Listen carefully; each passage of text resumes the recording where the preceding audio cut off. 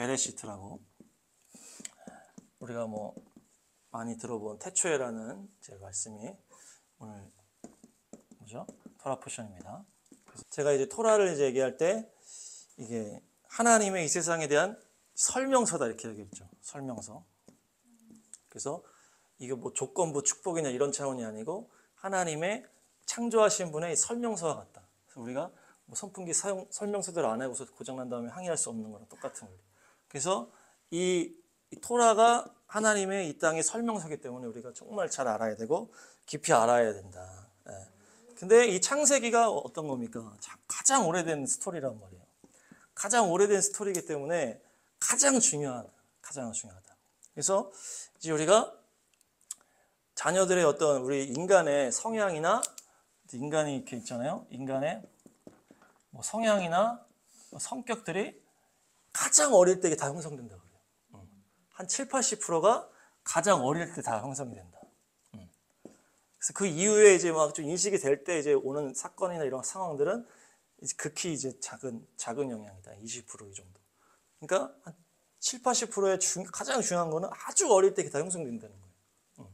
그러니까 가장 최초일 때가 가장 중요하다는 얘기죠. 그래서 이건 뜬금없지만 이제 동성 얘기라면 동성애가 막 선천적이다 이렇게 얘기하는 사람은 이걸 몰라서 그렇다. 더 아주 최초의 사람의 형성되는 모든 과정 중에 그런 과정이 있을 수 있다는 얘기죠. 그러니까 인식했어도 얘 별일 없었는데 얘는 동성애를 갖고 있어. 이건 선천적인 거야 이렇게 얘기를 하는데 그게 아니래. 더 옛날, 더 처음에 그 순간에 결과, 그 내용이 있었기 때문에 그런 결과가 나온다. 그래서 보니까 5살 이전은 잘 기억 못한대요. 기억으로는 우리가. 기억나시는 부분 있나요? 5살 전에?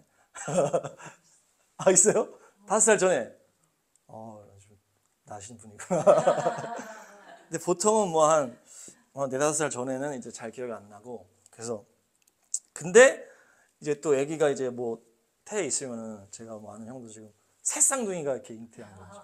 형이 잉태한 건 아니지만 그래서 딸 셋을 이제 잉태를 했는데 이제 막 이름을 다 정하는데 다 성격이 다르다는 거예요.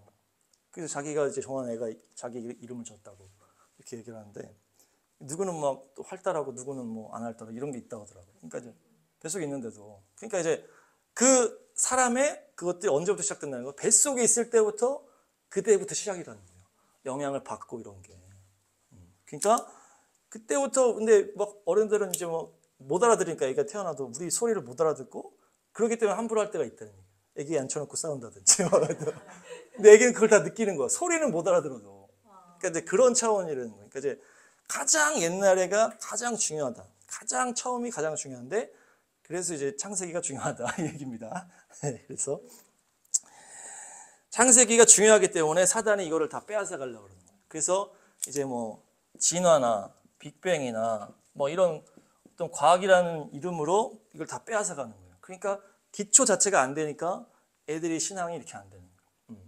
그래서 막 뭐 보니까 어제도 보니까 뭐 대안학교도 하고 뭐 홈스쿨도 하고 하는데 대안학교하고 홈스쿨을 할 때도 이 창세기를 얼마나 믿느냐가 중요하다는 거예요. 그 자체가 중요한 게 아니고 학교에서는 이런 걸 가르치기 때문에 잘못된 거고 우리가 대안학교를 해도 정말 성경적으로 가르쳐야 된다. 근데 우리가 얼마나 창세기를 온전하게 믿고 있냐. 창세기가 보면은 조금 이제 너무 옛날 얘기고 막 이제 막 좀 이러니까 막 이건 그냥 스토리야 신화적인 얘기야 막 이렇게 하고 넘어갈 때가 많다는 거예요. 근데 그게 아니다. 창세기가 우리 생각보다 더 뛰어나다는 얘기예요. 근데 우리가 생각할 때 창세기 이건 좀 말이 안 돼. 그러니까 이게 이 성경이 뭐 전달해 오는 과정 중에 어떤 오류가 있을 수 있다. 이렇게 얘기를 많이 하거든요. 자유주의 신학자들이. 그게 잘못된 건데 근데 이 오류보다 우리의 머리에 오류가 더 크다는 얘기예요. 하나님이 이 성경을 완성해오는 과정 중에 완전하게 만드셨다는 얘기예요. 그래서 성경이 무조건 맞다라고 믿는 게 가장 안전하다는 가장 안전하다. 그러니까 막 우리가 막 합리적으로 뭐 이성적으로 막 한다고 해도 그게 더 오류가 많다는 얘기죠. 오히려 성경이 더 안전하다는 거예요. 그러니까 성경 그대로 믿는 게 가장 중요하다. 이게 안 되기 때문에 신학자들도 그렇게 안 하기 때문에 이게 막 안 되는 거예요. 그래서 모래 위에 성을 쌓으면 안 되고 반석 위에 성을 쌓으시기 바랍니다. 이 성경의 글자 하나하나를 다 믿어야 되는 거예요. 그게 이제 근본주의자라 그래요, 이게. 여러분들은 근본주의자가 된 거예요. 지금 아멘 안 했으니까. 세상 사람들이 다 싫어해.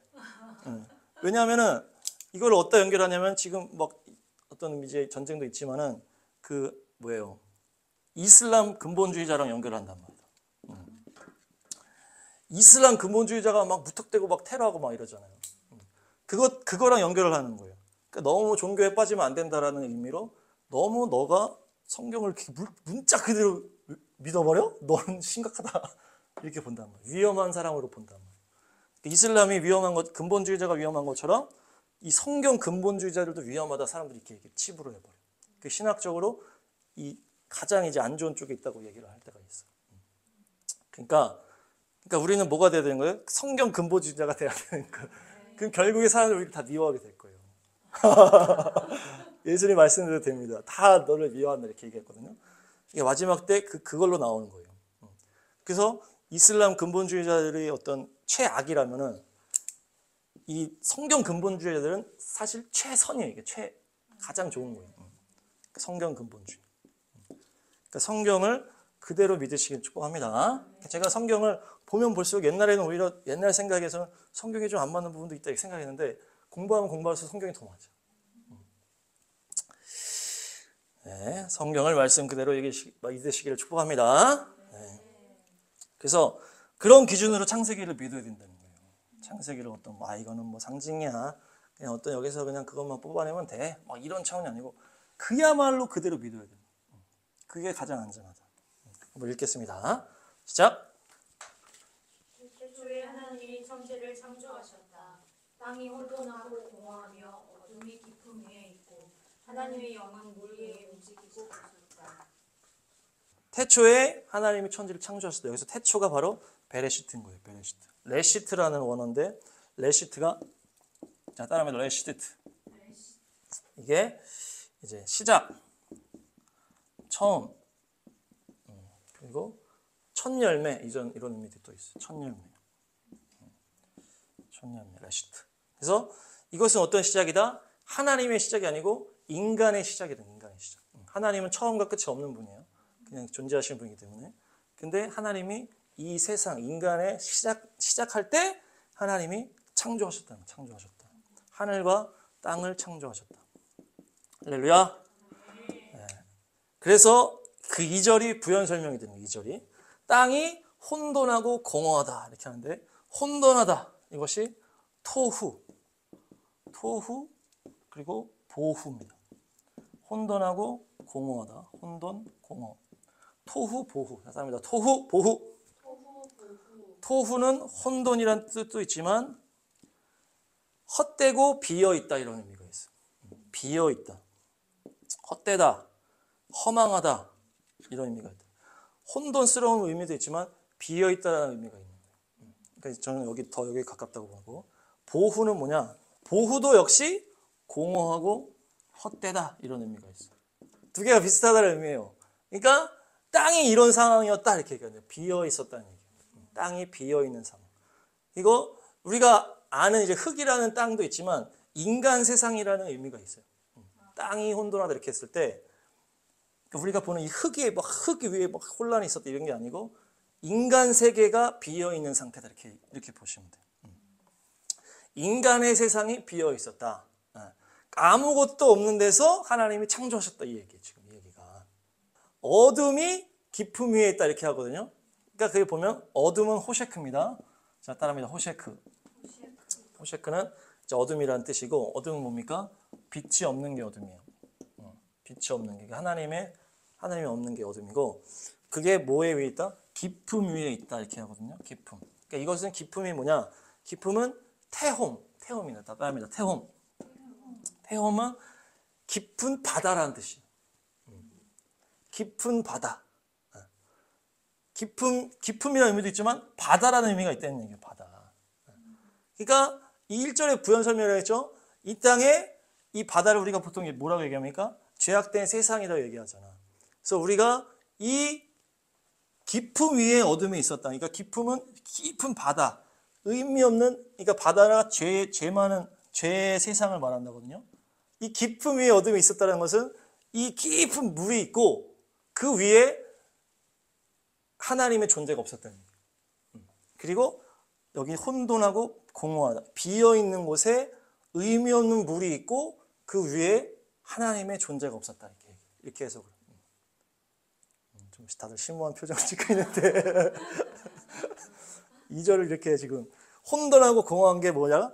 비어있는 걸 말하는 거고 깊은 물이 있고 그것이 의미가 없는 물이라는 얘기예요. 그리고 그곳에 그 위에 깊음 위에 어둠이 있었다. 이 어둠에 있는 뭐냐?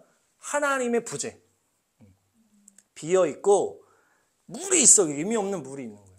하나님이 없었는데 하나님이 거기다가 하나님의 하나님의 영이 나타나셨어요. 영이신 하나님이 나타나셔서 물 위에 운행하신다 이렇게 표현되거든요.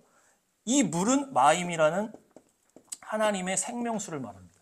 그러니까 이 바다, 깊음이라는 이 태홈이라는 바다는 이 세상의 바닷물, 죄악의 물을 말하는 거고 이 물은 하나님의 생명수를 말하는 거예요. 그래서 우리가 물이 바다 덮음 같이 그게 찬양 있잖아요. 물이 바다 덮음이라는 바다는 세상의 죄 많은 세상이고 물이 덮는다는 것은 물이 이 하나님의 생수를 말하는 거예요. 이 죄 많은 세상에 하나님의 생수의 강물이 흘러가는 것을 찬양하는 거예요. 그냥 바다에 물이 많지 이게 아니라 이런 게 아니라 바다에 물이 꽉 차 있는 것처럼 주님의 영광이 이 세상에 꽉 차게 해주세요 이런 차원이 아니고 죄 많은 세상의 바다에 세상에 하나님의 생명수가 흘러가기를 선포하는 찬양인데 지금 이런 표현이에요. 지금 땅이 혼돈하고 공허하다. 이 비어있는 그 비어있는 거기에다가 물이 있어. 지금 물이 있고 거기 위에는 하나님의 존재가 없었는데 어둠. 근데 하나님이 영으로 오셔서 거기서 물 위에서 이제 창조를 시작하신다는 얘기죠. 그래서 이 생명수의 창조가 시작되는. 그러니까 이제 이 우리 인간의 세상의 기본 창조의 그게 물이다. 물에서 시작된 물에서. 할렐루야. 네. 그래서 제가 창세기의 창조를 이해할 때 인간이 컴퓨터 세상 만든 거랑 연결한다고 그랬잖아요. 그래서 우리가 이제 세라자매가 이제 어느 게임을 만약에 만들어내. 게임을 만들어낼 때 그 프로그램을 만들어서 하고 있을 거 아니에요. 근데 그것이 만약에 우리 사모가 이 기타를 만들어. 기타를 만드는 거는 이걸 가져오고 이걸 사오고 이걸 가져와서 조립을 하면 다 보이는 데서 진행이 되는 건데 이 세라자매가 만들고 있는 거는 뭡니까? 차원이 다른 걸 막 프로그램하고 있는 거기 때문에 보여지는 게 아니잖아요. 차원이 다른 창조기 때문에. 그래서 지금 이렇게 표현이 된 거예요. 2절이 그렇게 표현돼요. 하나님이 차원이 다른 이곳에 하나님의 나라를 만들기 위해서 인간의 세상을 만들기 위해서 작업하고 있는 그 초창기의 표현을 지금 이렇게 한 거예요. 땅이 혼돈하고 공허하다. 그러니까 비어있는 곳에 하나님이 물을 가지고 하나님의 이 창조를 하기 위해서 시작하셨다. 마치 우리가 컴퓨터 안에서 프로그램을 가지고 막 이렇게 프로그램에서 뭘 만드는 것처럼 그 과정이라고 지금 그 말이라는 얘기예요. 할렐루야. 오늘 설교가 더 길어질 것 같은데. 하여튼 그런 겁니다. 네, 그래서 하나님께서 물을 가지고 이제 창조를 시작하십니다. 그 다음 말씀 시작. 창세기 1장 3절 시작. 하나님이 말씀하시기를 빛이 생겨라 하시니 빛이 생겼다. 그 빛이 하나님 보시기에 좋았다. 하나님이 빛과 어둠을 나누셔서 빛을 낮이라고 하시고 어둠을 밤이라고 하셨다. 저녁이 되고 아침이 되니 하루가 지났다. 아멘. 이제 빛이 생겨라 이 첫째 날. 이 빛은 태양의 빛이 아니고 하나님의 빛을 말합니다. 하나님의 빛을 만드시고 빛과 어둠을 나눴어요. 그러니까 이거 하나님이 주시는 빛이고 어둠은 하나님의 부재를 말한다. 그래서 하나님의 영적 질서를 만들었다는 거예요. 이 세상, 우리 인간 세상을 처음 만들 때 첫 원리가 하나님의 영적 질서를 만들었어요. 거기서부터 시작되는 거예요. 그래서 하나님의 영으로 생수를 가지고 이 의미 없는 물, 바닷물에 거기서 시작했다. 거기서 빛을 먼저 창조하셔서 하나님의 생명과 생명의 부재, 이렇게 빛과 어둠의 원리를 딱 만드셨다. 그러니까 우리 인간 세상은 이 원리가 다 기본적으로 있어요. 그래서 하나님의 임재가 있거나 하나님의 부재가 있거나 이 둘 중에 하나다. 천국과 지옥도 마찬가지. 하나님이 계신 곳이 천국이고 하나님 없는 곳이 지옥이다. 그래서 영적 틀을 만드시고 둘째 날 시작. 하나님이 말씀하시기를 물 한가운데 창공이 생겨 물과 물 사이가 갈라져라 하셨다. 하나님이 이처럼 창공을 만드시고서 물을 창공 아래 있는 물과 창공 위에 있는 물로 나누시니 그대로 되었다. 하나님이 창공을 하늘이라고 하셨다. 저녁이 되고 아침이 되니 이튿날이 지났다. 아멘. 이제 지금 물이 갑자기 나타났잖아요. 그러니까 물은 원래 기본 재료라는 얘기예요. 빛을 만드시고 갑자기 물이 있잖아요. 지금 물이 있는 상태에 지금. 그러니까 물은 기본 재료라는 게 이 땅에. 그래서 물이 의미 없는 물에서 재료를 삼아서 위아래로 나눈 거예요. 위아래로. 위아래로 나눠서 공간을 만들었어요. 그게 창공이고 하늘이다 이렇게 얘기하는 거예요. 네, 하늘. 그래서 빛을 만드시고 물을 위아래로 나눠서 공간을 딱 만드신 거죠. 공간. 그러니까 이제 탁 틀을 만드시는 거죠. 이 세상 우리에게 주시기 위해서 틀을 딱 만들. 그래서 우리가 막 집을 만들면 기초를 막 하고 막 기둥을 딱 세우고 틀부터 만들잖아요. 지금 딱 그런 상황이에요. 그래서 이 세상 기초가 재료가 물이다. 그리고 지금 공간을 딱 만든 게 둘째 날이라는 거예요. 셋째 날 시작. 하나님이 말씀하시기를 하늘 아래에 있는 물은 한 곳으로 모이고 묻힌 드러나거라 하시니 그대로 되었다. 하나님이 묻힐 땅이라고 하시고 모인 물을 바다라고 하셨다. 하나님이 보시기에 좋았다. 하나님이 말씀하시기를 땅은 푸른 놈을 돋아나게 하여라. 씨를 맺는 식물과 씨 있는 열매를 맺는 나무가 그 종류대로 땅 위에 돋아나게 하여라 하시니 그대로 되었다. 네. 이게 지금 이게 물도 두 개 나눈 거예요. 이 둘째 날이라 했잖아요. 이 밑에 있는 물에서 뭇이 드러나게 했다 이거예요. 뭇이 드러나게 했다. 이게 땅이거든요, 땅. 그러니까 땅은 어디서 나온 거예요? 물에서 나온 거예요, 땅은. 땅은 물에서 나온 거예요, 땅은. 그러니까 이 세상의 재료가 물이에요, 원래 기본적으로. 거기서 땅이 나타나는 거예요, 땅이. 그래서 우리가 이 땅에 있는 흙으로 인간을 만들었는데 인간이 70%가 물이라고 하는 게 그것 때문에 그래요. 우리가 다 물이 기본 재료라는 물이. 그래서 여러분들 물을 잘 드시기 바랍니다. 좋은 물을 많이 드시고 샤워도 많이 하시고 샤워를 많이 하면 이 재료가 물을 받으니까 지금 쫙. 피부도 수분이 중요하다 그 얘기. 그 얘기. 그럼 마르는 게 문제가 되는 거지 물 자체가 문제가 되는 거 아니에요? 그래서 뭡니까? 네, 물에서 땅이 나오고 땅에서 뭐가 나온 거예요? 식물이 나온 거예요. 이게 셋째 날이에요. 다음 시작. 하나님이 말씀하시기를 하늘 창공에 빛나는 것들이 생겨서 낮과 밤을 가르고 계절과 날과 해를 나타내는 표가 되어라. 또 하늘 창공에 있는 빛나는 것들은 땅을 환히 비추어라 하시니 그대로 되었다. 하나님이 두 큰 빛을 만드시고 둘 가운데서 큰 빛으로 낮을 다스리게 하시고 작은 빛으로는 밤을 다스리게 하셨다. 또 별들도 만드셨다. 아멘. 창공에 빛나는 거를 이제 생겼다. 그래서 낮과 밤을 가르고 이제 계절과 해를 가르라. 계절과 해를. 그러니까 여기에 태양이 나오는 거예요. 태양과 달, 별 이렇게 나오는 거예요. 낮과 밤에 하늘에 떠 있는. 이게 조명이에요, 조명. 그래서 이제 조명인데 제가 이제 예전에 거북이를 잠깐 길렀었어요. 거북이를. 그래서 거북이를 위해서 집을 준비하잖아요. 집을 제가 준비하는 거예요. 거북아, 내가 집을 준비하면 너를 다시 데리러 올게. 그래서 거북이가 있고 기본적인 데 있고 이제 틀을 어떻게 해요? 어항을 먼저 사잖아요. 어항을. 틀 아까 말했죠. 그 틀을 딱 만들었고 거기다가 바닥에 그 막 모래 흙 같은 거를 깔고 물을 넣기 전에 뭘 하냐면 이게 물고기가 아니기 때문에 거북이가 올라갈 수 있는 공간을 마련해요. 뭇을 드러나게 해줘요. 지금 똑같아 지금. 물 위에 이렇게 뭇이 있을 수 있도록 이런 거 이렇게 동그란 거 이렇게 있잖아요. 그래서 거북이가 올라가서 이렇게 할 수 있도록 그걸 만듭니다. 거북이가 여기서 올라오라고. 그 다음에 뭘 만드냐? 조명을 만들어요. 조명. 빛을 비춰주는데 그 조명은 어떤 조명이다? 따뜻한 조명이에요. 따뜻한 조명. 지금 이거예요. 지금 따뜻한 조명. 태양. 차가운 조명. 그러니까 형형색색의 이제 별빛 이렇게 되는 거예요. 그래서 이렇게 하나님의 창조가 지금 이렇게 보시면 편한 거예요. 이렇게. 똑같은 거예요. 똑같아요. 사람들은 막 여기다가 막 여기에 막 우주인이 있고 막 별 그거 안 해. 이건 조명이야. 그냥 조명. 그냥 여기에 지금 조명 이렇게 있잖아요. 조명이 지금 여기에 삶이 중요한 거예요. 조명이 중요한 게 아니야. 이 우주 연구하는 사람은 뭐냐면 지금 여기 뭐가 있을까? 지금 여기 뭐가 있어? 막 이제 쓸데없는 짓을 하는 거예요. 제가 제일 싫어요, 그거. 그러니까 그 하늘에 하나님 조명을 만드는 우리를 위해서. 근데 그 태양신 숭배 때문에 막 태양 중심으로 다 막 바뀐 거예요. 그게. 계속. 이건 이제 나중에 하고. 그런 거예요. 그렇게 해서 그 다음에 뭡니까?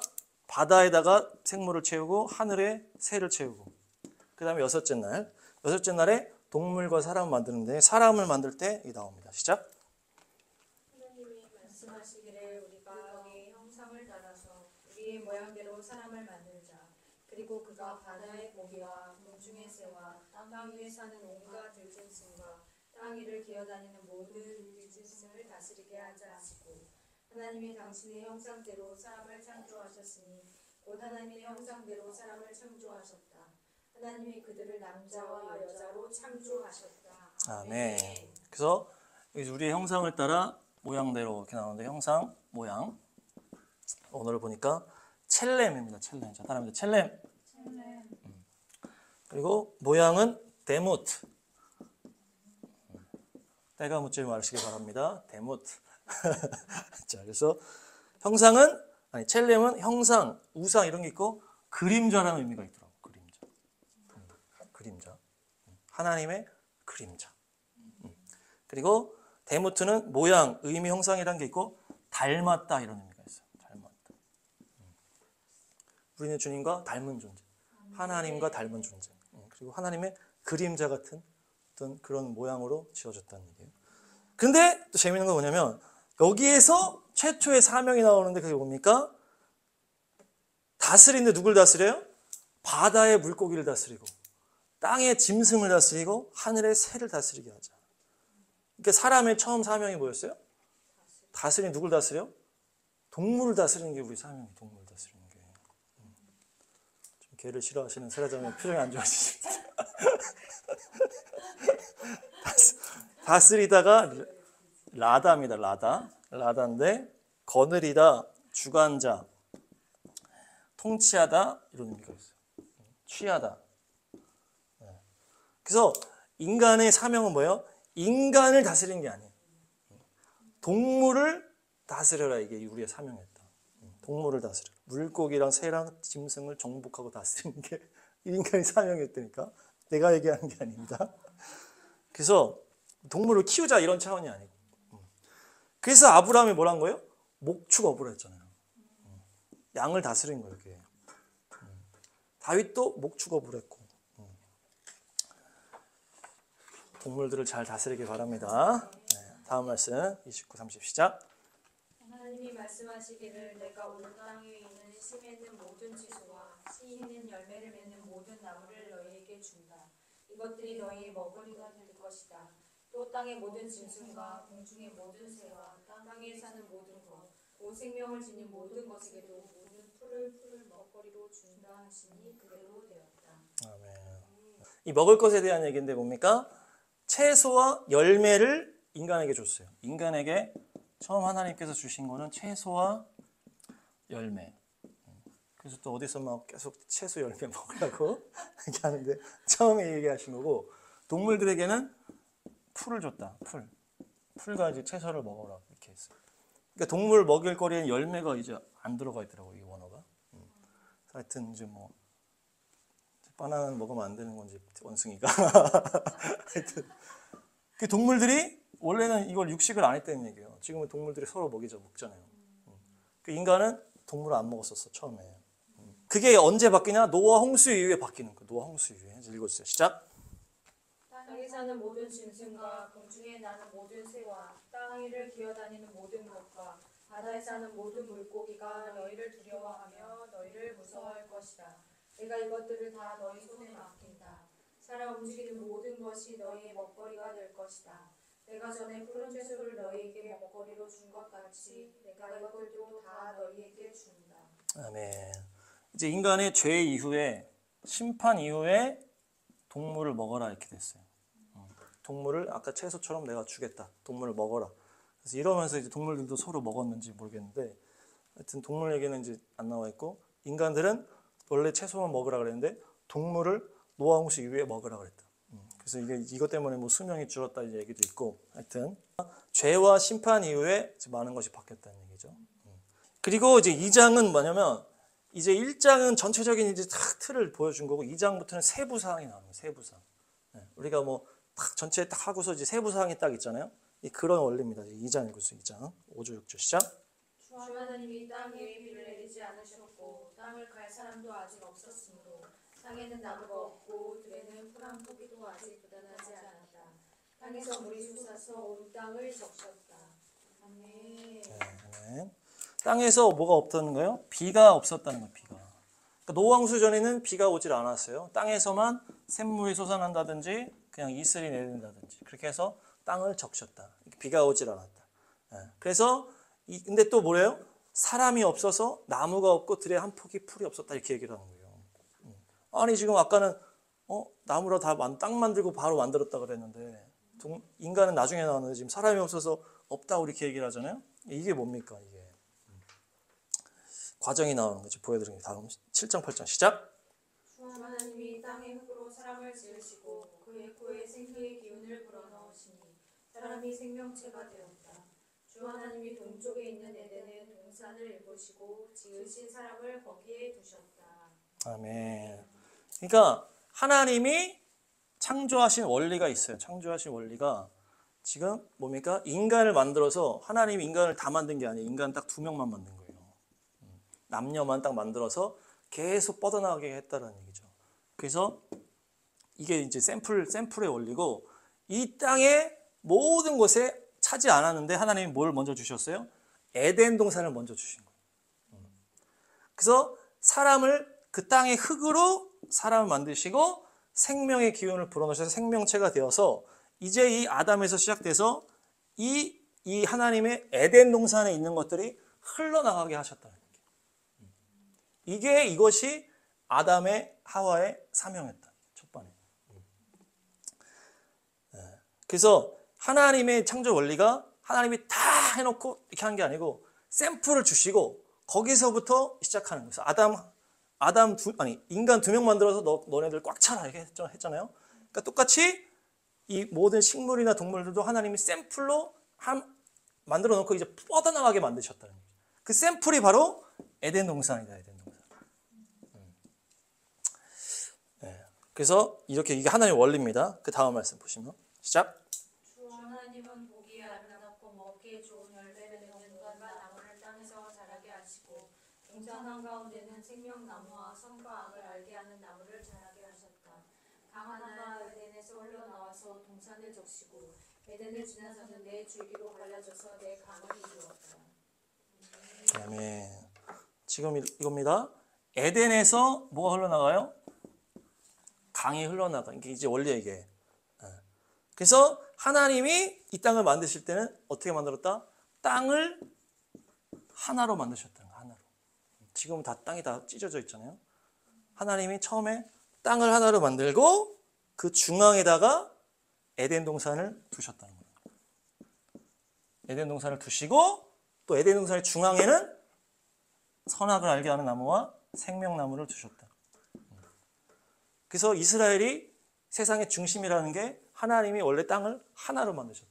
그 중앙에 에덴 동산이 있었고 그 에덴 동산이 문이 닫힌 이후에 이스라엘이 그 중심이 됐다는 얘기예요. 하나님 그렇게 만드신 거예요. 홍수 이후에 다 이렇게 찢어진 거예요. 홍수 이후에 다 이제 갈라진 거예요. 그러니까 홍수라는 이 심판이 많은 거를 바꿨어요. 그래서 뭐 하늘의 물충도 그때 다 쏟아져 내린 거고 그러면서 수명도 다 줄어들고 고기도 먹기 시작한 거고 사람들의 그런 것 때문에 많이 바뀌었는데 그 이후에 이제 땅도 이렇게 찢어지게 된 거예요. 처음에는 하나님이 왜 이렇게 찢어놔요? 처음 만들었는데 하나님 가장 좋게 만드시는데 근데 원래는 이렇게 딱 만드셨어요. 그래서 가운데 하나님의 에덴 동산을 딱 주시고 거기서부터 흩어지면서 충만해지게 하나님 원하셨다는 거예요. 그것을 아담과 하와에게 명령했기 때문에 다스려라 이렇게 얘기했다. 동물들 다스려가지고 잘 흩어져가지고 이렇게 잘 가게. 그래서 그 샘플링이 다 흩어지게 만드는 거죠. 하나님이. 그게 뜻이에요. 하나님의 뜻이. 그래서 온 세상의 중앙에 에덴 동산이 있었다. 하나님이 땅을 하나로 만들었고 그 중앙에 선악과 생명나무가 있었고 그곳에 이제 계속 이제 이후에 성전이 세워지고 예수님 십자가와 나중에는 새 예루살렘도 그곳으로 온다. 그 원리. 그러니까 지금 여기서 에덴 동산에서 뭡니까? 강이 흘러나갔다 그러죠. 에덴 동산의 강이 시작해서 흘러나가면서 4개의 강으로 바뀌었다 이렇게 얘기해요. 그러니까 이 땅의 중심에 하나님 에덴 동산을 만들어놓고 거기서부터 생명의 막 생수가 가는 거예요. 4갈래로 흩어지는 거지. 그러니까 동서남북 사방으로 흩어지게 한 거예요. 그래서 이것이 땅을 다 적시면서 흘러가게 해서 점점 그 에덴 동산에 있었던 나무들이나 동물들이 이런 쪽 흩어지고 사람도 점점 흩어지고 이 원리였던 거예요. 하나님이 처음 만들었던 게. 중앙에서 하나님의 생명수가 흘러가고 거기서부터 흩어지는. 이제 그래서 이거 이렇게 된 거고 거기에 보면 이제 뭐 나오는 거예요. 뭐 하윌라, 뭐 비손, 뭐 시떼겔 막 그게 유브라데 이렇게 나오죠. 다 이렇게 딱 동서남북으로 딱 갈려져 4개.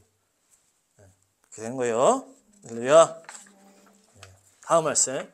거기서 새 예루살렘도 똑같은 원리로 창조가 됩니다. 계시록 12 시작. 천사는 또 수정과 같이 빛나는 생명수의 강을 내게 보여주었습니다. 그 강은 하나님의 보좌와 어린 양의 보좌로부터 흘러나와서 도시의 넓은 거리 한가운데를 흘렀습니다. 강 양쪽에는 12종류의 열매를 맺는 생명나무가 있어서 달마다 열매를 내고 그 나뭇잎은 민족들을 치료하는 데 쓰입니다. 아멘. 이게 천년왕국의 모습입니다. 예수와께서 오신 다음의 모습이에요. 예수와께서 이 땅에 다시 오실 때 새 예루살렘을 가지고 오시는 거예요. 그것이 에덴 동산이 새 예루살렘으로 바뀌는 거예요. 에덴 동산에 막 이렇게 죄 짓기 전에는 막 이렇게 풍성함이 있었는데 막 하다가 이제 아담이 죄를 진 다음에 그룹이 이제 딱 불칼로 해서 막고 이제 다친 거예요. 이게 문이 닫히고 예수님을 믿으면 네가 나와 함께 오늘 낙원에 있으리라 하잖아요. 그 낙원이 바로 이 에덴 동산을 말한다. 그래서 이 에덴 동산에서 나중에 천년왕국은 뭘로 바뀐다? 새 예루살렘으로 바뀐 거예요. 이 새 예루살렘은 믿는 자들의 모임을 말하는 거예요. 그래서 하나님께서 내가 너희 집을 지으러 간다 얘기하잖아요. 집을 지으러 간다는 게 이 새 예루살렘. 이 새 예루살렘이 이제 다시 내려오는 거예요. 그러니까 옛날에 처음에 하나님이 만드신 건 땅을 탁 만들고 가운데 에덴 동산을 만드셨잖아요. 거기서 또 막 흘러나가게 했는데 죄로 인해서 다치고 올라간 거죠. 그러니까 우리의 차원이랑 달라지고. 그러면서 이 땅에서 하나님의 또 믿음의 역사를 다 이룬 다음에 마지막에 심판 이후에 주님이 오실 때 천년왕국이 열려질 때 새 예루살렘이 다시 내려오는 거예요. 그 에덴 동산이 새 예루살렘이 다시 내려오는 거예요. 근데 언제 어디로 내려올까요?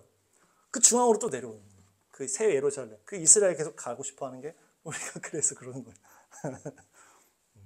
이스라엘이 좋아서 그런 게 아니고 주님의 역사의 중앙이기 때문에 새 예루살렘이 다시 올 것이기 때문에. 그래서 지금 계시록 거기서 말하는 거예요. 새 예루살렘에서부터 생명수의 강이 또 흘러나가는 게 창조랑 똑같아 지금. 처음에도 에덴 동산이 가운데 딱 있고 거기서부터 막 그 강이 흘러갔잖아요. 나중에 새 천년왕국 때도 새 예루살렘 내려와서 거기서부터 막 강을 막 흘러가는 거예요. 만국으로 흘러가게 되는. 그게 새 하늘 새 땅에 새 예루살렘으로 연결이 되는 거예요. 그때는 또 땅이 다 붙을 것 같아. 주님이 또 불러 한번 샥 한 다음에 그때 또 왕으로 믿음을 지키시길 축복합니다. 네.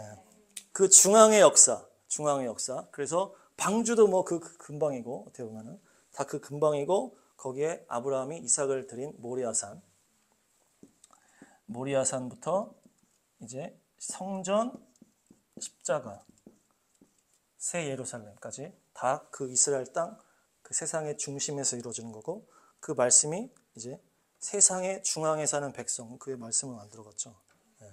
그래서 이제 에스겔에 세상의 중앙에 사는 백성을 공격하라 뭐 이런 말씀이 있는데 그게 세상의 중앙에 있다는 얘기. 그러니까 이 땅이 하나님께서 처음에는 하나로 만드시고 중앙에다가 에덴 동산을 놨다는 얘기예요. 계속 얘기하지만 할렐루야. 네. 그 다음에 2장 시작. 그러나 선과 악을 알게 하는 나무의 열매만을 먹어서는 안 된다. 그것을 먹는 날에 너는 반드시 죽는다. 주 하나님이 말씀하셨다. 남자가 혼자 있는 것이 좋지 않으니 그를 돕는 사람 곧 그에게 알맞은 짝을 만들어 주겠다. 아멘. 그러니까 이제 주님께서 이게 첫 계명입니다. 계명. 선악을 알게 하는 가실의 열매를 먹으면 죽는다라고 하는 계명이에요. 계명. 계명을 딱 주셨을 때 주님이 아담을 딱 보니까 혼자 있기 때문에 불안한 거예요. 혼자서 잘 계명을 지키기가 혼자 있기 때문에 부족하다는 거예요. 그래서 돕는 배필을 지금 얘기하시는 거죠. 돕는 짝을 주겠다.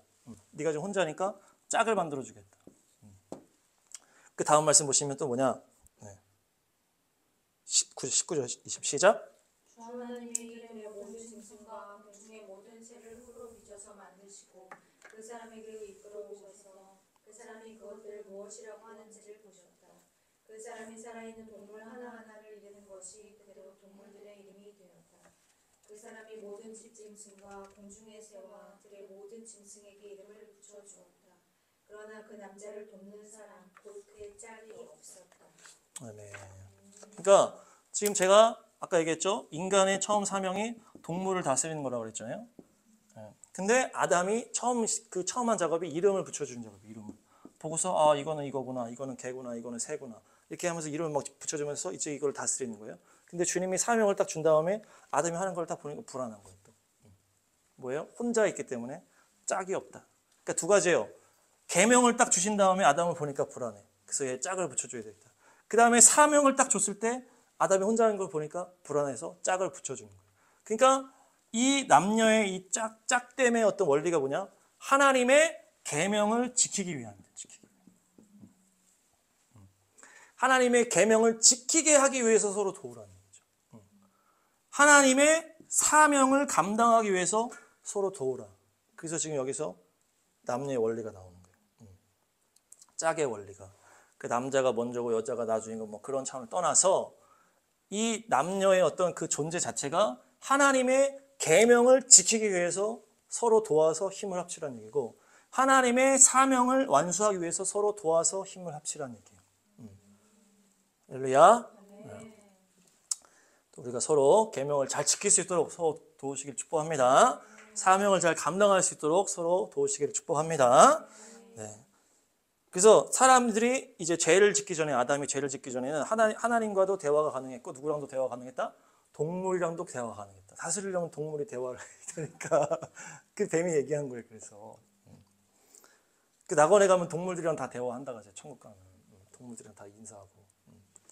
근데 약간 소통이 좀 불가능하게 됩니다. 바벨탑 이거지. 똑같아.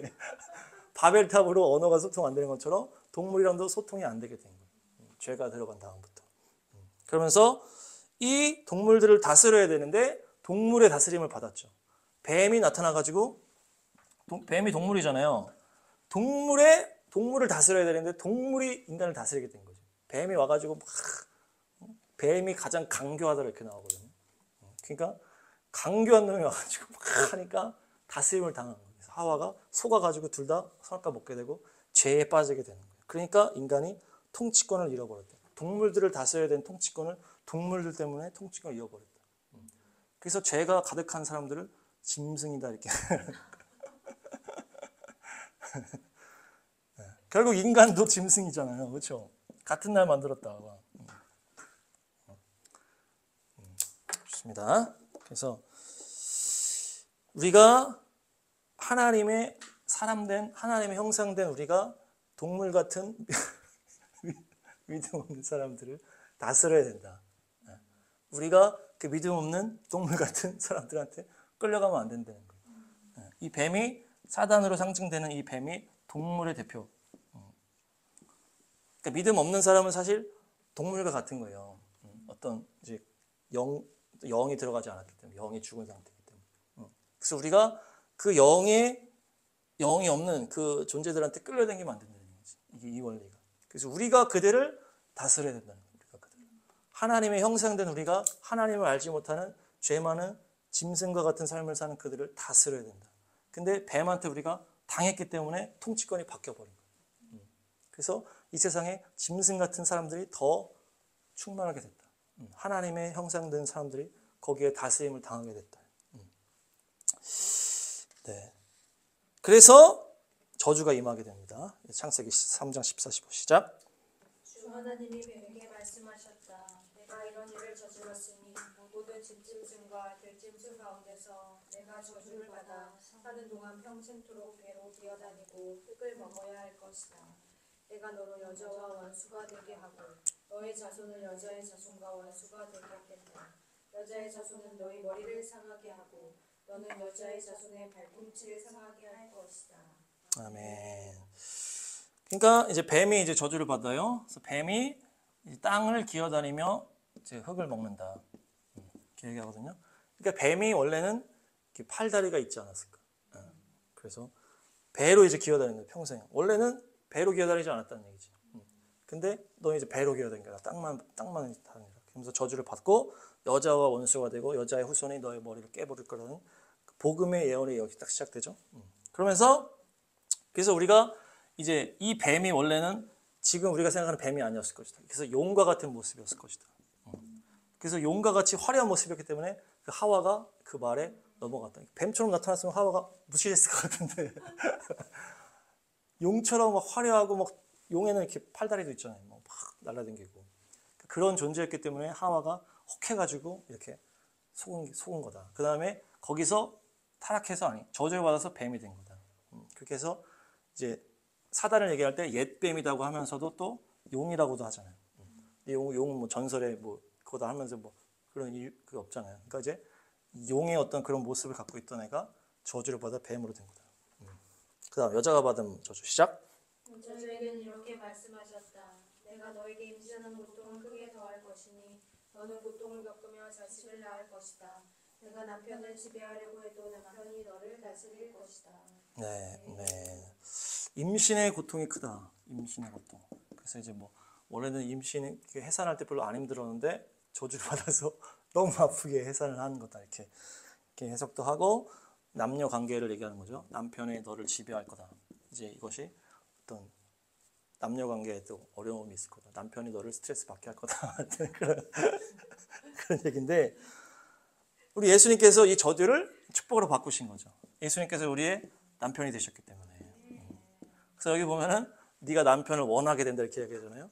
근데 예수님이 이걸 바꿔가지고 우리가 신부가 돼서 예수님을 원하게 됐잖아요. 그리고 남편이 너를 다스릴 거다 이렇게 얘기하는데 예수님께서 우리를 다스리시는 거예요. 가장 선하고 아름다우신 우리 남편이 우리를 다스리신다.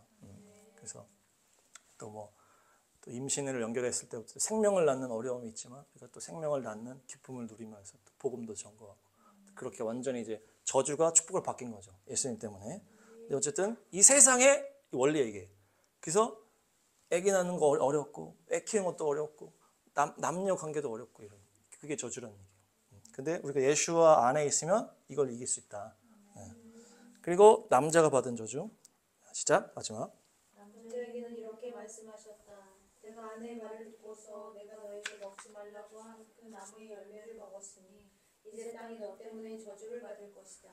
너는 죽는 날까지 수고를 하여야만 땅에서 나는 것을 먹을 수 있을 것이다.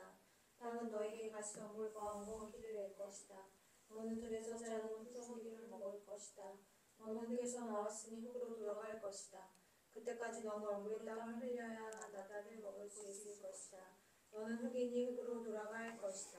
아멘. 그러니까 이제 저주를 받는데 남자가 받은 저주는 땅으로 가죠. 땅이 너 때문에 저주를 받아서 땅에서 뭐가 난다? 가시덤불과 엉겅퀴가 난다. 가시와 엉겅퀴가 나고 그래서 네가 땅을 계속 갈고 막 이렇게 해야만 땀을 흘려야만 네가 먹을 수 있다 이렇게 얘기해요. 그러니까 이제 땅이 저주를 받았기 때문에 옛날에 그 에덴 동산 땅은 막 이렇게 할 필요가 없어. 그냥 너무 잘 자라는 거 그냥 냅둬도 그냥 다 자라나게 돼 있었어. 근데 이제는 가시 막 엉겅퀴 막 나면서 잘 안 나 이제 막 날게 하려면 막 또 비 막 홍수 오고 막 너무 힘들어. 막 이거를 막 이겨내야만 이게 먹고 살 수 있다는 얘기예요. 그게 이제 남자에게 받은 저주고 땅으로 내려간 그 저주가. 그래서 가시덤불과 엉겅퀴가 나서 그거를 막 그것 때문에 힘들다는 얘기. 그러다가 결국 네가 흙으로 나왔기 때문에 흙으로 돌아간다. 죽는다는 걸 얘기하는 거죠. 말씀에 불순종함으로 그대로 죽는 건데 이렇게 따지면 뭐 여자는 안 죽습니까? 그거 아니잖아요. 남자 여자 다 죽잖아. 그러니까 이 남녀에 있던 나눈 게 아니고 남녀의 저주가 다 우리가 다 받는 저주라는 거예요. 그래서 이제 우리가 뭐 남녀 아니면 뭐 가정 또 자녀 이런 문제들로 계속 이 세상에서 씨름하는 게 이것들이 이 세상의 죄로 인해서 들어온 문제들라는 거죠. 그래서 이 엉겅퀴는 가시덤불은 코츠입니다. 코츠. 자, 따라합니다. 코츠. 코츠는 가시인데 찌르다라는 거예요. 찌르다. 우리가 살면서 다 서로 찌르고 찔리고 하는 게 이게 인생에 이게 있다는 얘기예요. 계속 찔린다 이제 가시 찔리는 것처럼. 또 엉겅퀴는 뭡니까? 다르다릅니다. 다르다르. 자, 따라합니다. 다르다르. 다르다르가 쓸모없는 덤불이다. 이런. 덤불. 그러니까 이게 뭡니까? 쓸모없는 일로 꼬이는 거야. 자꾸. 별거 아닌 일로 꼬인다는 얘기죠. 쓸모없는 덤불이다. 이 덤불이 이렇게 막 덤불이 큰 거잖아요. 다르다르가 이게 엉겅퀴인데 뭐 이렇게 했는데 막오 이게 막 이 문제 이렇게 커지는 거예요. 그래서 완전히 이게 덤불이 돼가지고 떨어지는 거니까 그러니까 이제 세상에 별거 아닌 걸로 잘못해가지고 갑자기 일이 꼬여가지고 뭐 하다가 뭐 그냥 싸웠는데 밀었는데 죽어가지고 막 겨우도 가고 막 이런 거 있잖아요.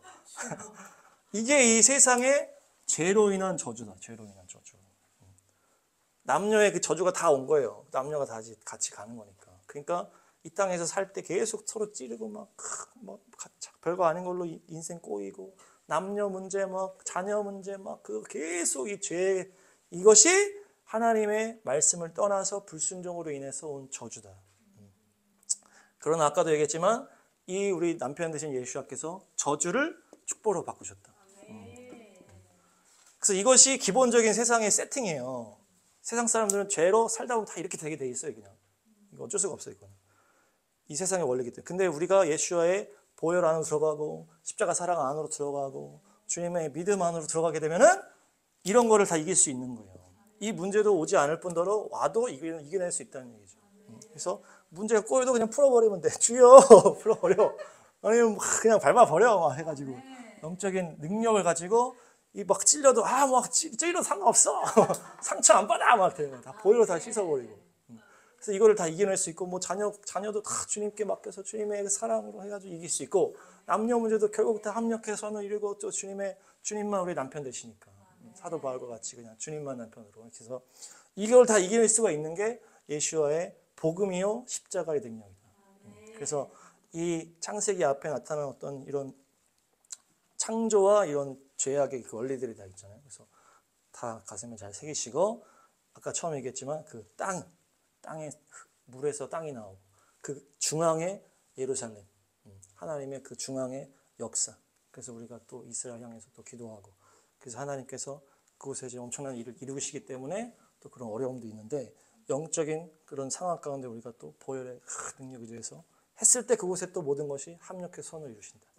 그 사단이 또 발 무는 거 아니에요. 그 예수님의 발꿈치를 분다 그러죠. 발꿈치 물면은 예수님 머리를 깨버린다 그러죠. 그러니까 사단은 막 공격했는데 죽였는데 알고 보니까 자기가 죽은 거야. 예수님 죽이고 보니까 죽음의 권세가 깨진 거예요. 그게 똑같아. 그러니까 지금 뭐 이스라엘도 문제가 터졌지만 그걸 하나님이 역이용해가지고 다 내가 어디서 들었지 이거 하여튼 뭐 한세 사람에서 들었는지 뭐 하여튼 카운터 펀치 누가 얘기해가지고 그래서 누가 이렇게 공격했을 때 그 힘을 이용해서 때리면은 뭐 해가지고 그러니까 사단의 공격을 하나님이 역이용해서 탁 해가지고 딱 그래서 이스라엘에 지금 복음의 역사가 엄청나다고 하잖아요. 그러니까 이제 그 문제도 하나님께서 다 다루실 거고 그 연합의 문제도 다루실 거고 이스라엘과 또 한국 하나이기 때문에 우리나라도 또 하나님께서 돌파가 있게 하실 줄로 믿습니다.